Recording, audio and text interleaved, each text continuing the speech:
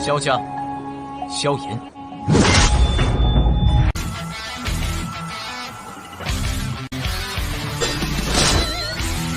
指缝中的光点燃了梦魇，站在天端俯瞰着世界无边无边。 Selamat datang di channel hiburan netizen. Mari kita lanjutkan part berikutnya dari cerita novel Donghua Battle Through the Heavens. Ini hanyalah full spoiler. Tanpa banyak kata demi menghemat kuota, segera kita mulai isi ceritanya. Siapapun yang memiliki pengetahuan tentang materi dinding akan dapat menemukan bahwa permukaan tembok kota ini sebenarnya ditutupi oleh lapisan batu cermin hitam yang sangat langka. Sebuah tembok kota yang dibentuk dari material semacam itu memiliki kemampuan unik untuk mencerminkan beberapa serangan. Itu adalah pilihan yang bagus untuk digunakan sebagai tembok kota meskipun benda ini cukup langka. Namun, sekte Kaisar Hitam ini benar-benar dapat menggunakannya untuk menutupi dinding kota. Yayasan kaya seperti itu disebabkan tidak hanya Xiao Yan tetapi juga dokter peri kecil di sisinya untuk menghela napas takjub. Itu memang mahal. Xiao Yan mengalihkan pandangannya ke kerumunan manusia di mana aura ganas berulang kali berlalu. Dia menghela nafas dari mulutnya. Dia tidak bisa membantu tetapi merasa agak penasaran. Dia telah bertemu cukup banyak orang dengan kekuatan besar selama perjalanannya ke tempat ini. Selain itu, dengan terlihat dari rute mereka, sudah jelas bahwa mereka menuju ke kota Kaisar Hitam. Dengan begitu banyak orang kuat yang memiliki api, ganjil, berkumpul di kota semacam itu, sepertinya hari-hari berikutnya di kota ini tidak akan tenang. Kekacauan adalah suasana yang aneh bahwa kawasan sudut hitam ini memiliki jumlah besar. Tidak peduli seberapa kuat fraksi, mustahil untuk sepenuhnya menghentikan pembentukan kekacauan semacam ini. Orang-orang dalam wilayah sudut hitam mengabaikan aturan apapun. Ukuran kepalan tangan seseorang adalah kebenaran yang paling penting. Xiao Yan tertawa terbahak-bahak saat pikiran ini melintas di dalam hatinya. Dia tidak mendiskriminasi kekacauan. Dia tahu bahwa selama seseorang memiliki kekuatan yang cukup di wilayah sudut hitam, orang itu akan menjadi individu yang agung. Xiao Yan mengeluarkan teriakan lembut dari mulutnya sebelum meraih Ziyan, yang mencari di semua tempat, dan menariknya ke sisinya. Dia dengan lembut berkata, "Anda lebih baik taat setelah memasuki kota. Mungkin ada banyak harta di dalamnya, tetapi jika Anda secara acak bertindak seperti yang Anda lakukan di masa lalu, Anda pasti akan mengundang masalah yang tak berujung. Apakah kamu mengerti?" Ziyan hanya bisa depresi mengangguk ya, ketika dia melihat ekspresi serius Xiao Yan. "Ayo pergi." Xiao Yan melambaikan tangannya. Dia menarik Ziyan, tersenyum pada dokter peri kecil di sisinya, dan memimpin berjalan menuju pintu masuk kota. Dokter peri kecil itu mengangguk sedikit ketika dia mendengar ini.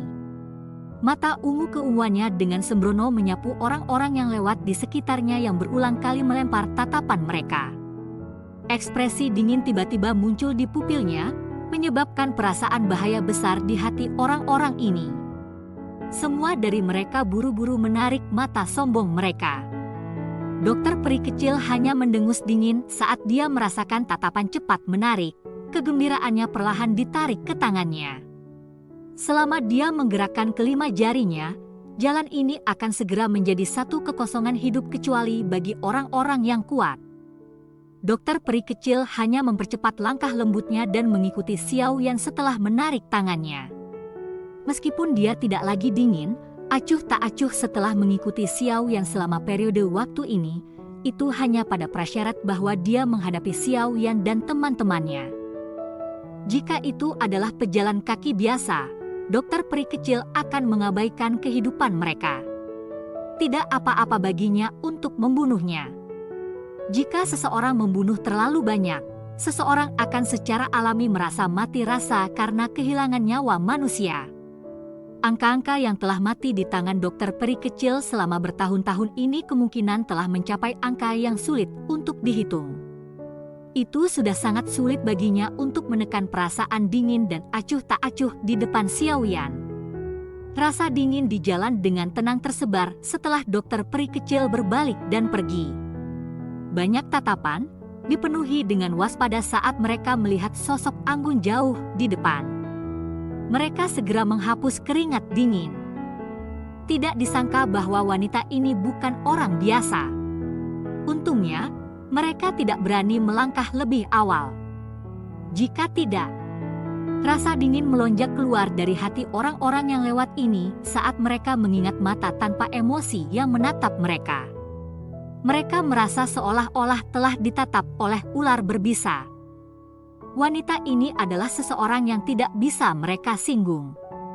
Kelompok Xiaoyan berjalan menuruni lereng dan melakukan perjalanan untuk jarak tertentu sebelum gerbang kota besar muncul di depan mata Xiaoyan. Antrian panjang manusia terbentuk di luar gerbang kota.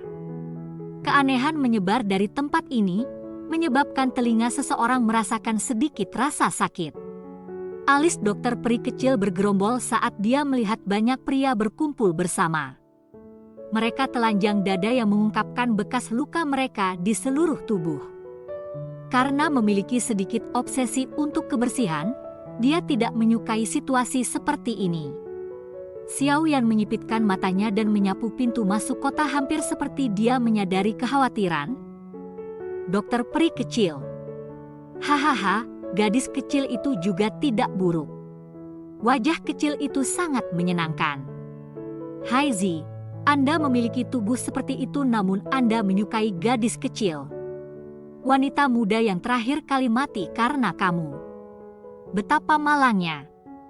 Sebuah tawa menusuk telinga cabul tiba-tiba menular karena mata Xiaoyan menyapu situasi di pintu masuk kota. Xiaoyan perlahan menarik pandangannya dari pintu masuk kota. Matanya tenang ketika dia mengikuti suara itu dan melirik, hanya untuk melihat 10 laki-laki yang tampak kekar berkumpul bersama. Tatapan cabul itu berulang kali menyapu dokter peri kecil dan Zian. Orang-orang yang antri di sekitarnya tanpa sadar memancarkan tawa yang penuh makna ketika mereka mendengar tawa cabul dari kelompok ini. Mampu melihat wanita cantik seperti itu, yang menyenangkan mata, memiliki kebebasan yang mereka ambil selama antrian lama ini akan dianggap sebagai cara yang baik untuk menghabiskan waktu mereka. Ekspresi dokter peri kecil itu tidak berubah karena ini. Tangannya yang lembut meraih Zian, yang menunjukkan ekspresi marah di wajah kecilnya saat matanya melihat ke arah Xiaoyan. Ayo pergi. Sudut mulut Xiaoyan terangkat ke senyum aneh. Namun, dia tidak pergi dan bertarung dengan lelaki-lelaki berwajah kekar ini seperti yang diharapkan semua orang. Sebaliknya, dia menoleh dan tersenyum ke dokter peri kecil sebelum menarik Zian untuk berjalan ke pintu masuk kota. Tindakan Xiaoyan ini segera membangkitkan beberapa cemoohan menghina dari sekitarnya. Wilayah sudut hitam mendongak ke yang kuat. Seseorang yang bertindak seperti tidak ada yang terjadi setelah para wanitanya dipermalukan adalah sesuatu yang orang lain anggap sangat memalukan. Hahaha. 10 laki-laki besar awalnya terkejut ketika mereka melihat tindakan Xiaoyan. Mereka mulai tertawa liar. Namun, tubuh 10 orang lebih ini dengan aneh dipadatkan sama seperti suara tawa mereka. Segera, suara ledakan yang rendah dan dalam tiba-tiba muncul. Segera keusilan di tempat ini berhenti. Mata semua orang tercengang saat mereka melihat orang-orang besar ini. Gugus jelaga hitam muncul tanpa penjelasan. Sesaat kemudian, lingkaran di sekitarnya segera mundur seolah-olah mereka telah melihat hantu.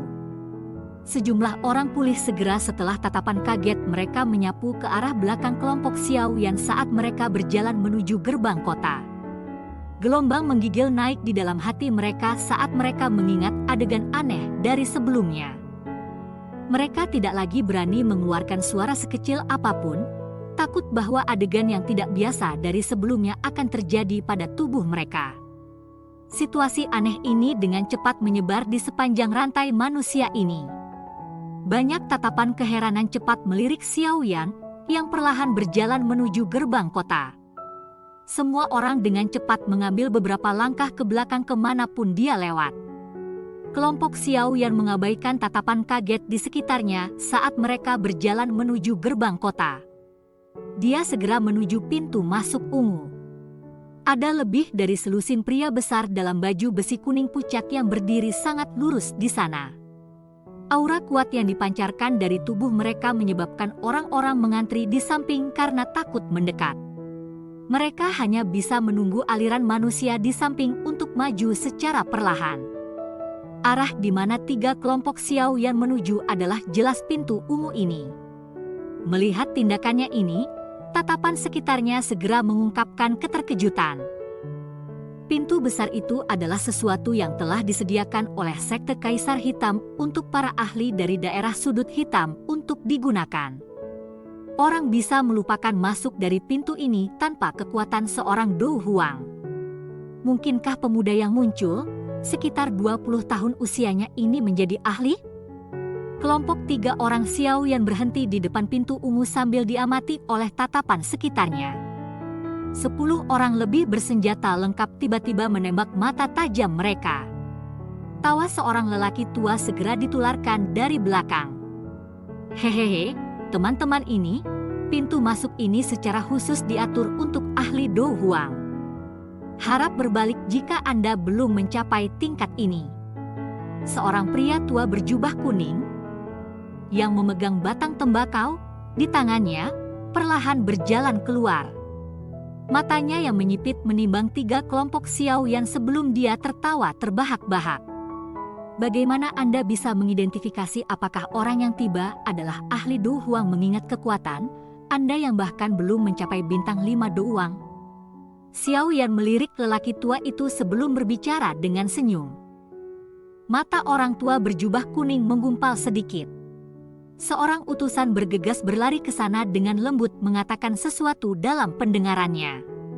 Setelah mendengar laporan utusan ini, mata pelaku menyapu tubuh Xiao Yan dengan ekspresi tertegun. Sesaat kemudian, dia melambaikan tangannya dan menyuruh utusan itu pergi. Dia dengan sopan berkata sambil tersenyum, "Tuan ini, bolehkah aku tahu namamu? Fraksi mana yang terkait dengan Anda?" "Yan Xiao, orang bebas." Xiao Yan dengan samar menjawab. "Hehe, Tuan Yan Xiao, aku pikir kamu juga datang ke kota Kaisar Hitam karena pelelangannya kan?" Mata orang tua berjubah kuning itu berkedip sedikit ketika dia tertawa setelah mendengar Xiao Yan menyebutkan nama. "Ya." Xiao Yan mengangguk secara acak. Dia segera mengerutkan kening dan bertanya, "Bisakah saya masuk?" "Hehehe, tentu saja."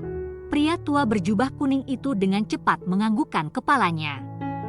Dia mengambil piring pinggang berwarna hijau dan menyerahkannya pada Xiao Yan sebelum berbicara dengan seringai, "Tuan Yan Xiao, kota Kaisar Hitam saat ini sedang mengalami kesulitan karena terlalu penuh. Cukup sulit untuk menemukan tempat tinggal. Namun, kota Kaisar Hitam kami telah secara khusus menyiapkan tempat bagi para ahli dari wilayah sudut hitam untuk tinggal. Selama Tuan mengambil piring ini ke paviliun Kaisar Hitam di pusat kota, akan ada seseorang yang akan mengatur tempat bagi Anda untuk beristirahat. Sebagian besar orang yang bisa tinggal di sana adalah pakar dengan reputasi di kawasan sudut hitam." Mata Xiao Yan bergerak ketika dia mendengar ini. Dia menerima tablet lalu tersenyum pada lelaki tua itu. Setelah mengucapkan terima kasih, dia memimpin dokter peri kecil dan Zian berjalan pelan melewati pintu ungu. "Itu benar, Tuan Yan Xiao, orang-orang yang kamu bunuh sebelumnya mungkin adalah beberapa ampas. Tetapi mereka dari geng serigala. Anda harus sedikit berhati-hati." Orang tua berjubah kuning itu tiba-tiba berbicara ketika kelompok Xiao Yan hendak memasuki pintu ungu. "Terima kasih untuk pengingat Anda." Suara samar ditularkan dari kejauhan sebelum kelompok Xiao Yan benar-benar menghilang dalam bayang-bayang terowongan kota. Orang tua berjubah kuning itu menyipitkan matanya saat mengamati punggung menghilang kelompok Xiao Yan. Dia segera melambaikan tangannya dan memberi isyarat kepada seorang utusan. Dengan suara lembut, dia berkata, kunjungi sekte dan beritahu tetua tentang orang-orang ini. Dengan kekuatan seperti itu, mustahil bagi mereka untuk sepenuhnya tidak dikenal. Situasi di kota Kaisar Hitam saat ini rumit. Tidak ada yang salah. Siap, Pak. Pembawa pesan itu dengan hormat menjawab sebelum dengan cepat berbalik untuk pergi. Taring tembakau tua yang berjubah kuning itu dengan lembut menepuk lengannya saat dia menyipitkan matanya. Mulutnya bergumam pada dirinya sendiri. Yan Xiao? Bagian dalam wilayah sudut hitam tampaknya tidak memiliki ahli muda Do Huang dengan nama ini. Orang ini cukup misterius. Aku akan membiarkan geng serigala kuil menguji perairan terlebih dahulu. Cerita pun bersambung ke episode selanjutnya. Jangan lupa di like, komen, subscribe dan share-nya ya, biar tambah semangat dan konsisten, dan dapat membantu meningkatkan kultivasi Xiaoyan. Terima kasih.